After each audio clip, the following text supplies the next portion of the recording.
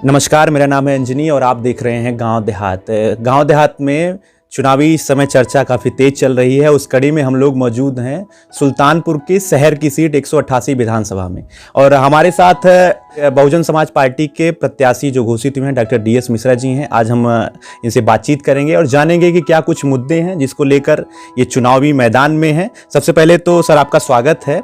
और अगर बात करें 188 शहर की सीट की, तो यहाँ पर वर्तमान में भारतीय जनता पार्टी के विधायक हैं और इसके पहले सपा का यहाँ पे दबदबा रहा है।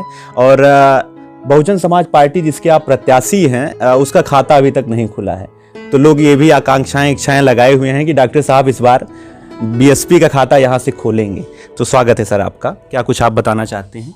देखिए, BSP का खाता खुलेगा निश्चित तौर पर, और मैं आपको बता दूं कि पांचों विधानसभा सुल्तानपुर की बहुजन समाज पार्टी जीत रही है। आप सर्वे कर डालिए, सुल्तानपुर शहर की जो विधानसभा 188, जिसका नाम सदर है, जयसिंहपुर जिसको पहले बोलते थे वो, या लम्हुआ में जो हमारे प्रत्याशी हैं, या इसौली में, या कादीपुर में, जो सड़क की लड़ाई है जी, वो लड़ाई भारतीय जनता पार्टी और सपा समाजवादी पार्टी लड़ रही है। समाजवादी पार्टी के पास अधिकृत तौर पर जो लोग हैं जो समाज को तिरस्कृत रूप में देख करके और गुंडागर्दी करते हैं, वो सड़क पर जाकर के प्रदर्शन कर रहे थे। अब तो खैर चुनाव आयोग का सिस्टम आ गया, और उस प्रदर्शन की स्थिति ये थी कि जो चीज़ चुनाव मतलब सोचिए कि कहीं पे अभी चुनाव नहीं हुआ, युद्ध नहीं शुरू हुआ, और विजय रथ यात्रा निकाल रहे हो, ये भी एक अपशगुन है किसी के लिए। अगर आप मतलब बिल्कुल हम लोगों के उसमें कि भाई विजय रथ यात्रा निकाल रहे हो और आपका चुनाव ही नहीं हुआ, विजय कहाँ से हो जाएगी। और रही जहाँ तक भारतीय जनता पार्टी की बात, देखिए इसमें सारे के सारे लोग कहीं न कहीं बहुत ही इतना शोषित हैं कि उनकी समस्याओं को अगर आप ईमानदारी से देख लो कि 200 रुपये किलो का अगर कड़ुआ तेल ले करके आदमी डालेगा तो चम्मच नहीं, वो पानी के ऊपर ऐसे छिड़क देता है कि वो उसको लग जाए कि हाँ इसमें तेल पड़ गया। मतलब महंगाई एक तरीके से बड़ी समस्या है। महंगाई है। आप थाने में चले जाइए, कोतवाली में चले जाइए, आप तहसील में चले जाइए, जो काम सपा सरकार में 10 रुपये में होता था घूस देने पे, वही इसमें 20 रुपये भी घूस देने पे हो रहा है। तो कहने के लिए देखिए, चरितार्थ ये है कि हम टीवी पे, पेपर में, मीडिया में, इसमें हम कह दें कि साइनिंग इंडिया, देखिए माननीय अटल बिहारी वाजपेयी के टाइम पे साइनिंग इंडिया थी, उसके बाद चढ़ गए उनको साइनिंग इंडिया, और 10 साल कांग्रेस आकर के राज की। वैसे ही इस बार जो है सपा को तो देख लिया, सपा ने उधर मुसलमानों को ठगा और इधर जाति विशेष के रूप में अपने को आगे बढ़ाया, और जो भाजपा आई तो वो उस जाति वाले पीछे गए। तो मुद्दा ये आया कि इस तरह से जातिवादी राजनीति को, धर्मवादी राजनीति को अगर आप लेकर के चलते हैं तो आने वाले समय में आपको केवल नुकसान होगा, वो आम जनता नुकसान उसका ढकेलती है।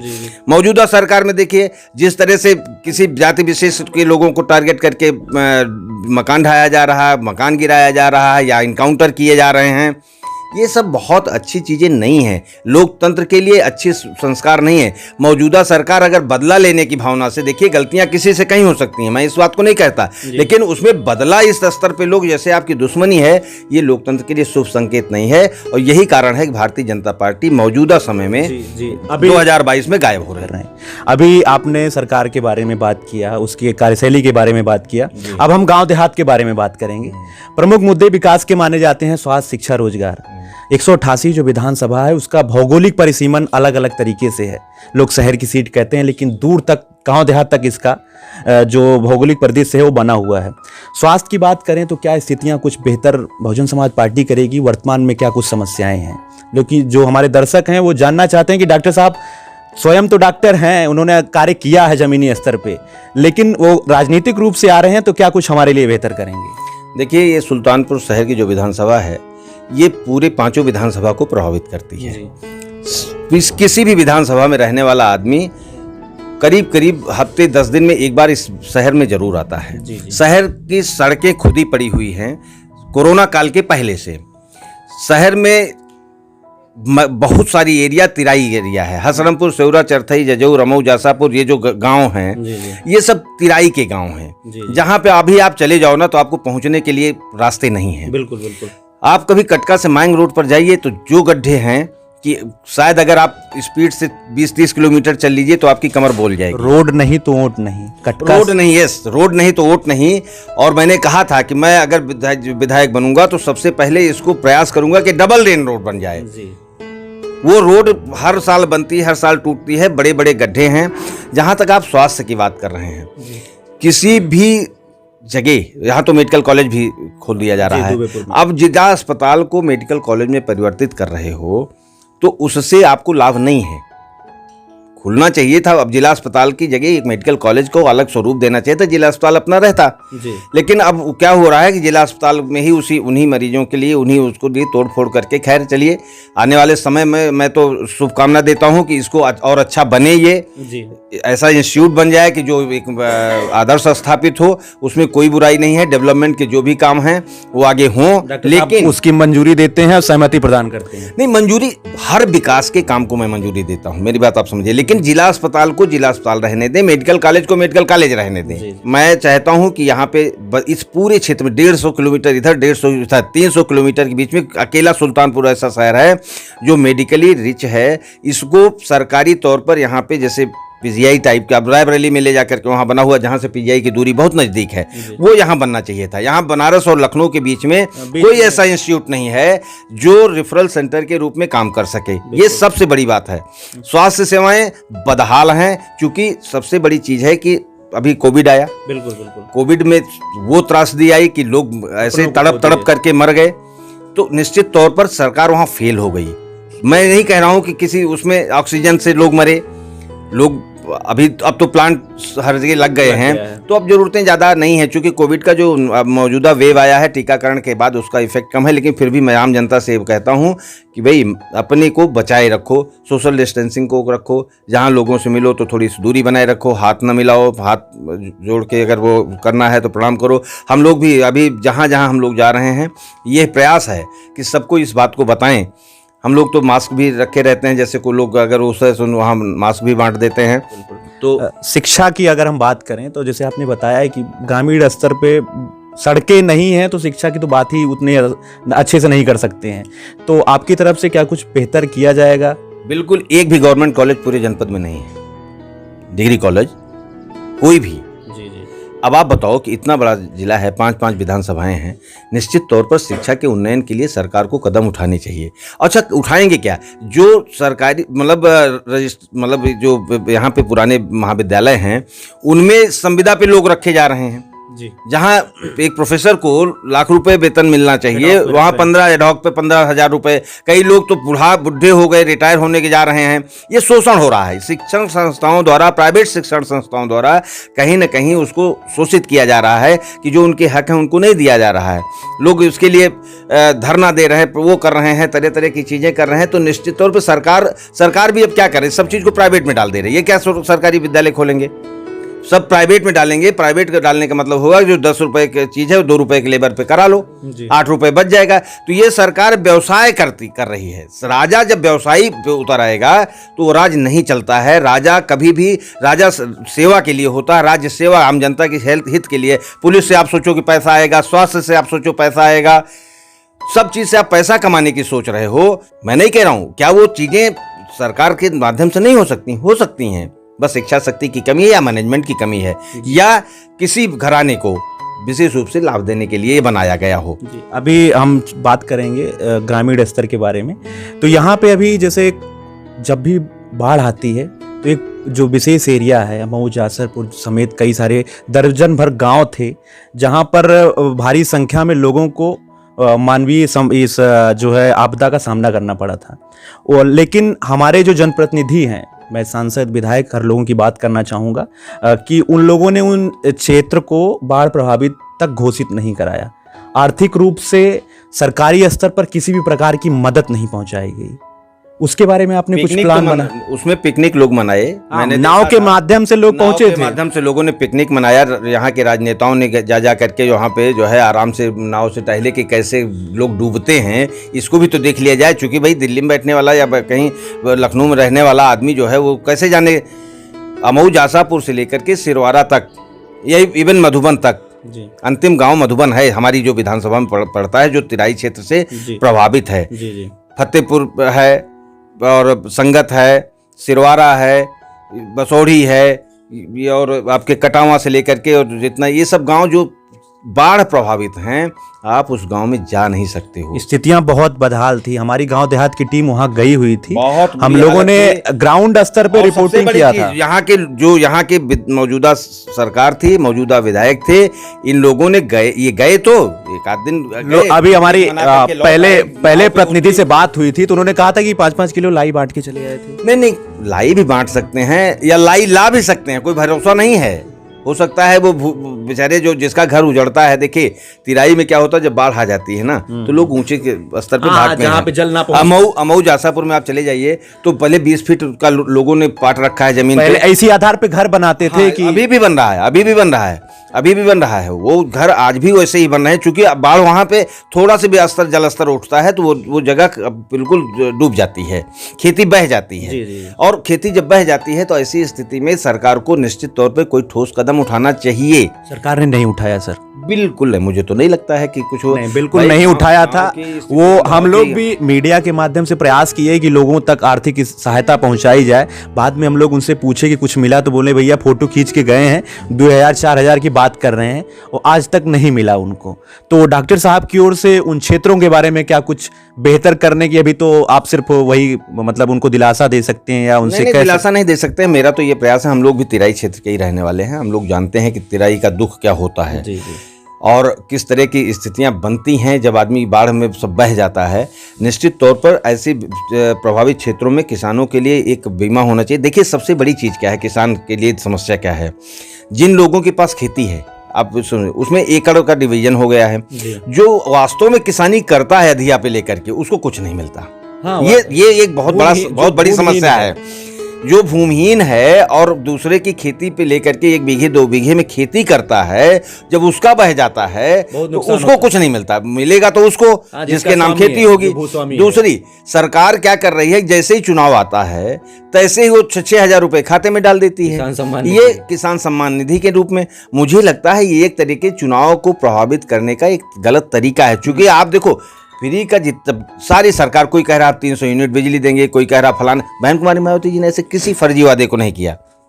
आप बताओ दोगे कहां से? कान तो जनता का ही ऐंठोगे भाई। 100 रुपए की आज डीजल पेट्रोल बेच रहे हो, कल 120 में बेच दोगे।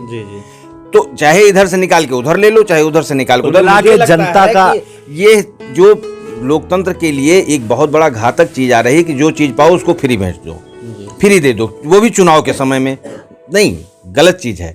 आप इस आदतों को कम करें। निश्चित तौर पर सब लोग खट रहे हैं, खा रहे हैं, उनको देखिए, उनके परमानेंट रोजगार की व्यवस्था। आप समझो पूरे जनपद में कोई भी रोजगार का संसाधन नहीं है हमारे यहाँ, कोई भी नहीं, एक इंडस्ट्री नहीं है। एक चीनी मिल है, वो वहाँ के लोगों को भुगतान नहीं किया। 15 दिन में 14 दिन बंद रहती है चीनी मिल जो है, 15 दिन में 14। और मैं आपको बताऊं, आप जाकर के वहां देख लें, जो किसान लाद के आते हैं ट्रैक्टर पे, वो बेचारे उसी के नीचे डाल करके इस जाड़े में 15 दिन तक अपना ट्रैक्टर। मैं तो वो छोड़ दीजिए, जो ट्रैक्टर जिनका अपना नहीं, उनका किराया उससे ज्यादा हो जाता है।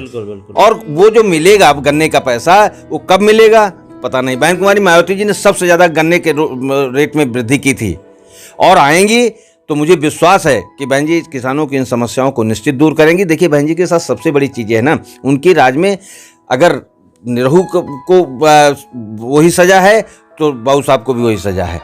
मतलब कोई भी ऐसी चीज नहीं है कि जिसमें समान कानून व्यवस्था 100%। अभी अगर वो अपने सांसद को अपने घर से गिरफ्तार करवा सकती हैं तो किसी का घर भी ढहा सकती हैं, और कोई गलत करता है तो उसको उल्टा उटंगवा भी सकती हैं। और अब हम लोग थोड़ा सा बात करेंगे जाति की। यूपी का जो चुनाव है जातिगत आधार पे हमेशा से लड़ा जाता रहा है। अगर जात की बात ना करें, जातिगत आधार पे अगर चुनावी एजेंडे को ना बदलें तो लोग सफल भी नहीं होते हैं, क्योंकि जातिगत तरीके से चाहे वो क्षेत्रीय पार्टी सपा हो या बसपा हो, वर्तमान में भाजपा भी मतलब उस मुहिम को आगे बढ़ा रही है। तो अपने जो 188 विधानसभा है, यहाँ पर निर्णायक वोटर्स जो हैं वो मुस्लिम समाज के लोग हैं। तो कहा जाए तो किस आधार पे आप मानते हैं कि बसपा के साथ लोग कहते हैं कि 20 वोट एससी का जुड़ जाएगा, मिश्रा जी आप हैं तो ब्राह्मणों का भी वोट मिलेगा, तो चुनाव में जाति कितना मायने रख रही है आपकी? देखिए सच्चाई यह है कि उत्तर प्रदेश की राजनीति में जाति एक ऐसा फैक्टर आया है, इस बात को सबको स्वीकार करना पड़ेगा। जाति और धर्म को बांट करके ही लोग चुनाव लड़ना, जैसे भाजपा धार्मिक आधार पर चुनाव लड़ती है, सपा जाति आधार पर चुनाव लड़ती है, लेकिन बहुजन समाज पार्टी के साथ ये है कि जितने भी इन लोगों के गाय गोरू चल रहे हैं, सारे वोट भाजपा के अब उसको छुट्टा जानवर कह लें, चाहे जैसे भी कह लें, लोग गांव में बैठ करके अपने रात भर रखाते हैं, दिन भर बोते हैं, रात भर रखाते हैं। अभी मैं तियरी की तरफ गया था तो उधर लोगों ने कहा कि इधर तो भैया ये गैया मतलब जानवर ज़्यादा नहीं जानवर नहीं ज़्यादा है। उधर ये था कि इधर लोग जो है फसल अच्छी है दिख रही है। तो किसी ने कहा कि चूंकि इस क्षेत्र में जो है नहीं आ पाते होंगे जानवर, नहीं आ पाते होंगे, इसलिए ऐसा है, और ये सच्चाई है। आप जिस जात की राजनीति का, मैं तो बताऊं आपको, मैं पेशे से एक चिकित्सक हूं, हमारे लिए जाति शब्द जो है हमारे कल्चर में नहीं है, हम लोगों की सोच में भी नहीं है।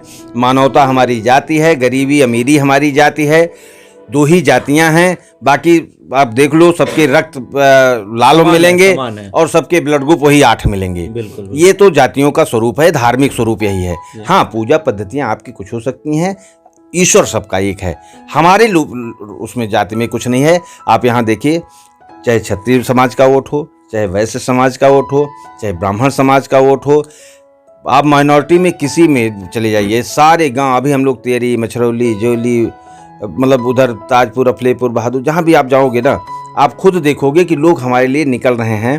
तो बहुत सारे लोग, बहुत पिछले विधायक तो ऐसे थे कि भाई एक तो उम्र का भी उनका वो था, मैं उसमें किसी बुराई की बात नहीं है, या जो भी था, लोग नहीं मिलते थे या नहीं मिल पाते थे, मतलब सक्रियता से लोग, हाँ, जो भी अपनी समस्याएं रही हों, व्यक्तिगत किसी पे मेरी कोई टिप्पणी नहीं है, लेकिन निश्चित तौर पर हमारे अपने जो सामाजिक कार्य हैं, जितने 20, 25, 30 साल हो गए मुझे सार्वजनिक जीवन में, उसके नाते आम जनता का रुझान मेरी तरफ है, पॉजिटिवली है। बहुत लोग सम्मान दे रहे हैं और मैं भी सम्मान दे रहा हूं।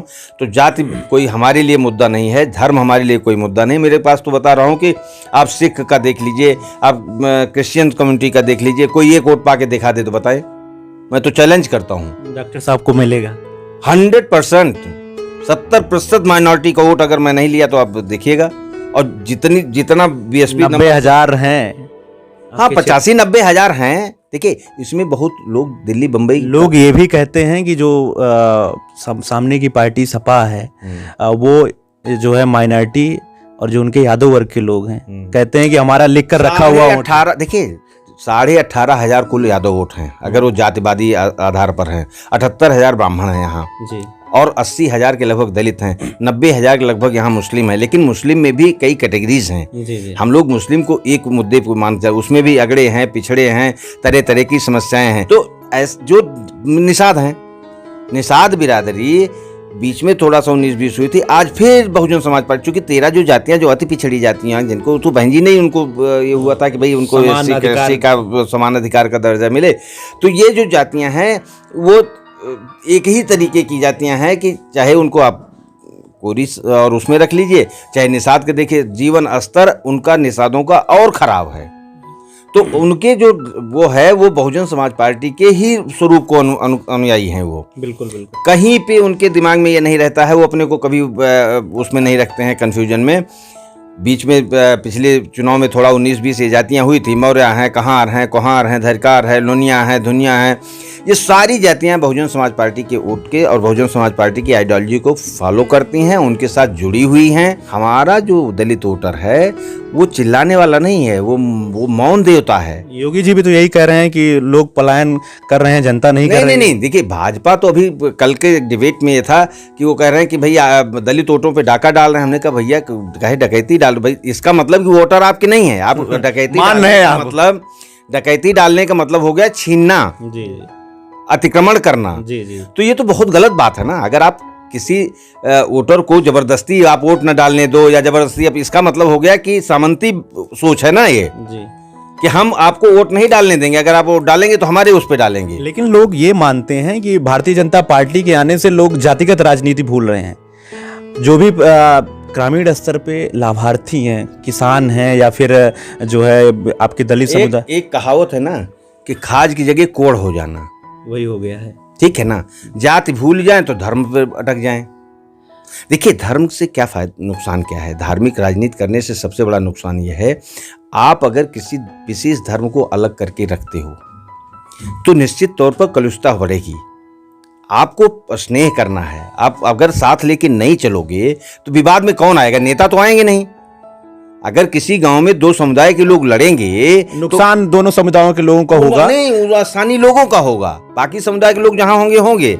झगड़ा जब होगी तो जिन दो लोगों के बीच होगा उनका नुकसान होगा। हम जो है ग्रामीण स्तर पे योजनाओं की बात करेंगे। लोग कहते हैं कि प्रधानमंत्री आवास योजना का लाभ लोगों को मिला, शौचालय जो है स्वच्छ भारत मिशन के तहत उसका लाभ मिला।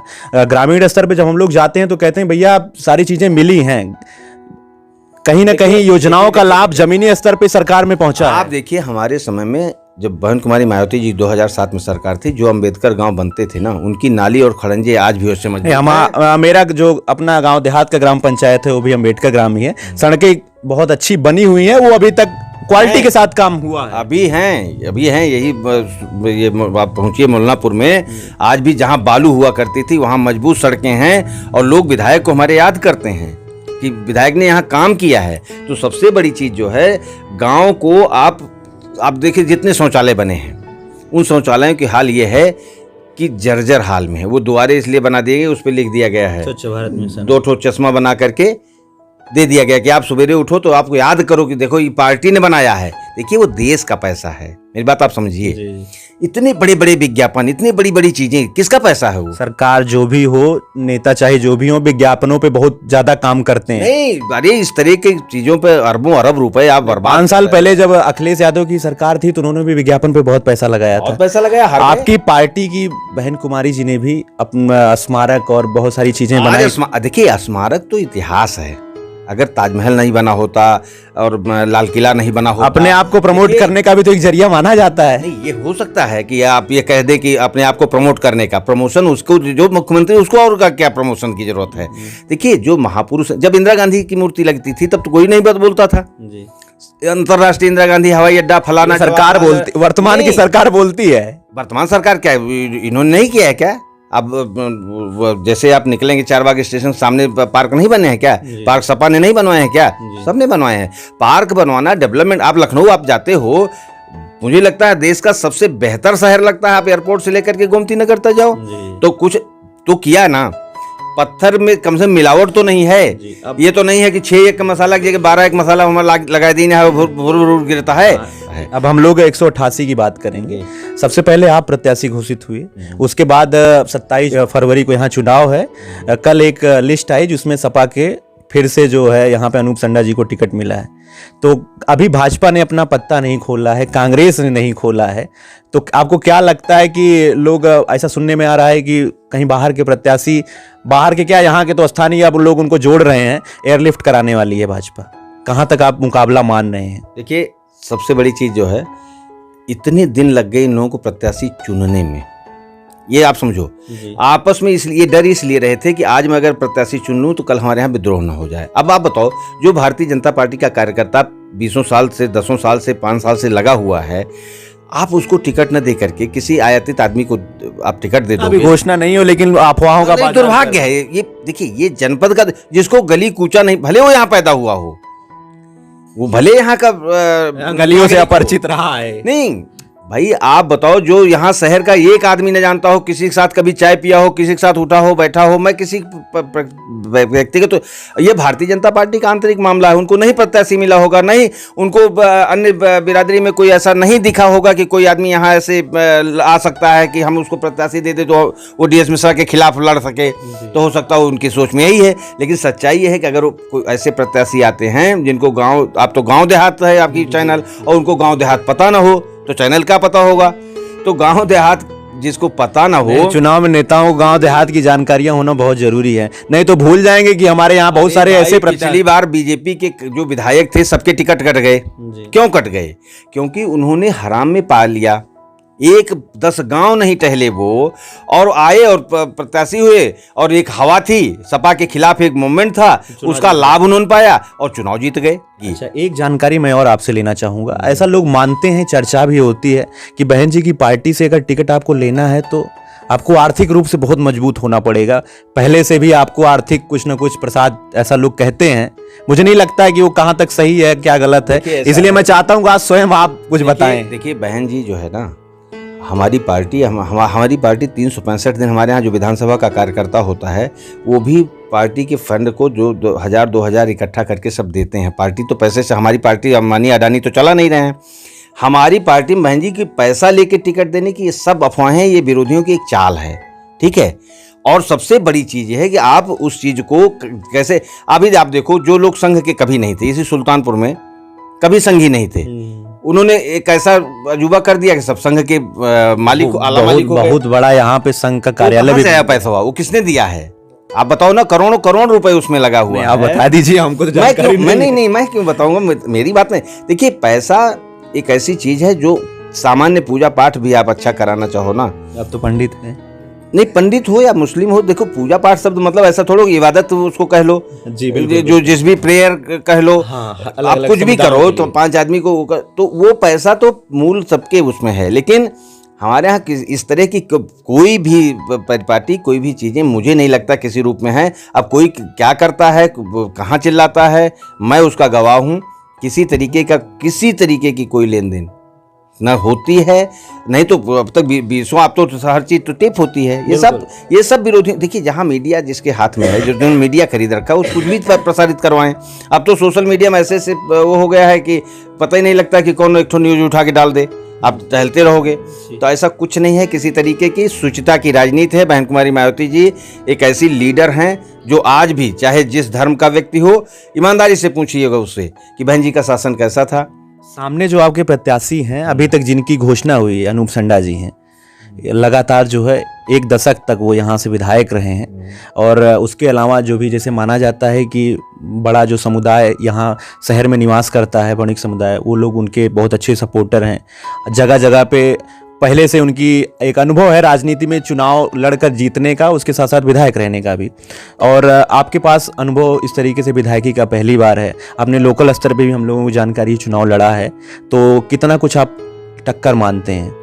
देखिए, सपा से तो यहाँ कोई टक्कर नहीं, पहली चीज जान लीजिए। एक ही प्रत्याशी है, उससे कोई टक्कर नहीं है? नहीं, बिल्कुल आप जान लीजिएगा। ये तो अभी जब भाजपा आएगी तो हिंदू मुस्लिम बनाने के लिए सपा को लड़ाई में लाएगी। अनुभव के आधार पे कितना आप मानते हैं कि ये टक्कर रहेगी? नहीं, कोई टक्कर नहीं है, मुझे नहीं लगता है। बहुजन समाज पार्टी की सपा से कोई यहाँ टक्कर नहीं है। यहाँ भारतीय जनता पार्टी अभी जब आएगी, उसका प्रत्याशी आ जाए, फिर आपको बताते हैं कि टक्कर क्या होगी। अच्छा, लेकिन टक्कर से ऊपर हम लोग हर गांव, हर बूथ, हर चीजों को कवर कर लिए हैं। 442 बूथ, मतलब door to door campaign doctor साहब पहुंच चुके हैं। लेकिन ये जो रैलियां वगैरह प्रतिबंधित की गई हैं और लोग ओमिक्रॉन और कोरोना, भाजपा को और खा जाएगी। अच्छा, ये रैलियां जो है, हमसे पूछा गया, किसी ने पूछा कि भाई आप सोशल मीडिया का जमाना आ गया, कैसे वो करेंगे? हमने कहा भाई, मेरे जो प्रत्याशी हैं, मेरा जो वोटर है, वो सोशल मीडिया नहीं जानता। बिल्कुल, उसके पास एंड्रॉयड फ़ोन नहीं है, मल्टीमीडिया फ़ोन नहीं है। फ़ोन भी कोई है तो पता लगती है कि उसके पास चार्जर नहीं है। चार्जर भी है तो झोपड़ी में प्लग लगाने वाला नहीं है। प्लग लगाने वाला है तो बिजली नहीं आती है। हम लोग गांव देहात में टहलते हैं तो जिसकी आप बात कर रहे हैं, हर लोगों के हाथ में एंड्रॉयड फ़ोन होता है। नहीं। वो लोग पूछते हैं भैया कहाँ आएगा, कहाँ देखेंगे हम उनको। मतलब टेक्नोलॉजी का अच्छा प्रसार ग्रामीण स्तर पे कहीं ना कहीं हुआ है। तो नहीं, तो आप इसका मतलब वास्तव में गांव देहात नहीं देखा, आप चौराहा खाली। नहीं, हम गांव से ही हैं डॉक्टर साहब। जो डेवलपमेंट हुआ, वोटर की बात कर रहा हूँ। देखिए, गांव देहात में मैं पंडित ठाकुर खान पठान की बात नहीं कर रहा हूँ, जो धनाढ्य हैं उनकी बात नहीं कर रहा हूँ, जो सामंती हैं उनकी बात, मैं उनकी बात कर रहा हूँ जो मेरे बेसिक वोटर हैं, जो मेरे दलित वोटर हैं। आप कितने लोगों के एंड्रॉयड देखेंगे? एंड्रॉयड फ़ोन जो 3 से 5 हज़ार में आता था, मौजूदा सरकार का कोई भी एंड्रॉयड फ़ोन, मतलब आप समझो 2-4 लाख रुपए। कंपनियां हैं, सरकार छोड़ दी है। सर, कंपनियों नहीं हैं, सब सरकार द्वारा प्रायोजित होता है। वो आज की तारीख में कोई भी एंड्रॉयड फ़ोन आप 15,000 20,000 से नीचे चलाने वाला नहीं पाएंगे। यही पहले 5,000 4,000 में था। यही डाटा देखिए, बढ़ गया, दाम बढ़ा है। देखिए, सबसे बड़ी चीज़ जो है, हम फ्री बांटे, रिलायंस ने फ्री बांटा। जब कंपनियां और टूट गई तो उसके बाद मनमाना पैसा वसूल रहे हैं। किसकी? ये सरकार को नहीं दिख रहा क्या? BSNL बिक रही, सरकार को नहीं दिख रहा? गलत, एंड्रॉयड के नेटवर्क नहीं है, नेटवर्क नहीं है गांव में कहीं किसी तरीके का। वो फोन क्या चलाएगा? वो हमारा मतदाता तो हमारे यहाँ क्या है कि बस तब तक लगे बैठे और परिचर्चा भय, बिहान अभी चर्चा चल रही है, देंगे वो। कल जो है जैसे ही 27 तारीख आएगी तो वो हाथी के अलावा उनको कुछ नहीं दिखता, कुछ नहीं दिखता। एक महोदय अभी परसों चर्चा कर रहे थे कि जिला पंचायत में जो है उनके जो है जो यहाँ काम करने वाली थी वो दलित महिला थी, तो भेजे कि जाओ चाची ऑटो दे आओ।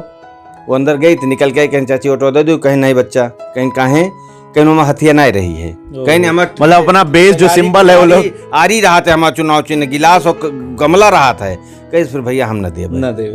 मेरा कहने का तात्पर्य है जिनको हम सबसे पिछड़ा मतदाता मान रहे हैं वो इतना सजग है वोट देने के लिए। आप मेरे साथ कभी चलिए, एकदम 27 तारीख की सुबह लाइन में लग जाएगा, ठीक है। वोटर साइलेंट है और वो तैयार एकदम। और इतने दलित मतदाता हैं, ये फतेहपुर संगत गांव 2000 दलित मतदाता हैं। तो आप देखिए कि हम लोग जिस चुनाव को, हमारा चुनाव हम तो उनके पास पहुंच रहे हैं, हम प्रत्याशी को देख रहे हैं, तो समझ लीजिए बहन कुमारी मायावती जी उनको देखने लगती हैं। अच्छा अच्छा, एकदम मतलब वो इतना खुश हो रहे हैं। आज गांव में लोग क्या पहले कैसे लड़ते, पिछले हमारे एक प्रत्याशी लड़े थे तो वो दलित बस्ती में जाते ही नहीं, तो कहते थे ये तो वोट हमारा है ही है, लेकिन उनको भी पीड़ा होती है। नहीं, जो पिछली बार आपके लड़े थे वो उन्होंने पार्टी चेंज कर दी है। यही तो है ना, वो मौका परस्त आदमी हैं, अपने आए चेंज किए। मुझे लगता है बसपा के सबसे ज्यादा वोट जो है जो मत था लगभग 50,000 से ज्यादा। हाँ, अभी तक का इतिहास में उनको 5328 के लगभग मत 393 के मत थे, और ये लगभग उसको आप उसे राउंड फिगर में मान सकते हैं।